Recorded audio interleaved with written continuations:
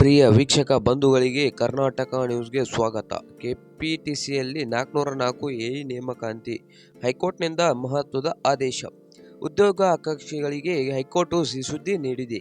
ಕರ್ನಾಟಕದ ರಾಜ್ಯ ವಿದ್ಯುತ್ ಪ್ರಸರಗ ನಿಯಮದ 404 ಸಹಾಯಕ ಅಭಿಯಂತರ ಹುದ್ದೆಗಳಿಗೆ ತಾತ್ಕಾಲಿಕ ಆಯ್ಕೆ ಪಟ್ಟಿಯನ್ನು ಅಭ್ಯರ್ಥಿಗಳಿಗೆ ನೇಮಕಾತಿ ಆದೇಶ ನೀಡುವಂತೆ ಹೈಕೋರ್ಟ್ ಮಧ್ಯಂತರ ಆದೇಶವನ್ನು ಹೊರಡಿಸಿದೆ.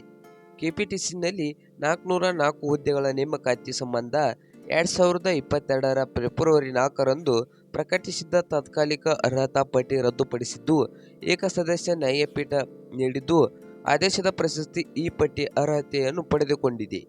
ಅಭ್ಯರ್ಥಿಗಳು ಸಲ್ಲಿಸಿದ ಮೇಲ್ಮನವಿಯನ್ನು ಮುಖ್ಯ ನ್ಯಾಯಮೂರ್ತಿಯಾದಂಥ ಪಿ.ಎಸ್. ದಿನೇಶ್ಕುಮಾರ್ ಅವರು, ನ್ಯಾಯಮೂರ್ತಿ ಟಿ.ಜಿ. ಶಿವಶಂಕರಪ್ಪ ಗೌಡ ಅವರ ನ್ಯಾಯಪೀಠ ವಿಚಾರಣೆ ನಡೆಸಿದೆ.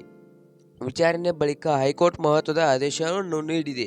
2023 ಜನವರಿ 3ರಂದು ಪ್ರಕಟಿಸಿದ ಅರ್ಹತಾ ಅಭ್ಯರ್ಥಿಗಳಿಗೆ ತಾತ್ಕಾಲಿಕ ಅಂಕಪಟ್ಟಿಯನ್ನು 404 ಅಭ್ಯರ್ಥಿಗಳಿಗೆ ತಾತ್ಕಾಲಿಕ ನೇಮಕಾತಿ ಆದೇಶ ನೀಡುವಂತೆ ಕೆಪಿಟಿಸಿನಲ್ಲಿ ನಿರ್ದೇಶನ ನೀಡಿದೆ.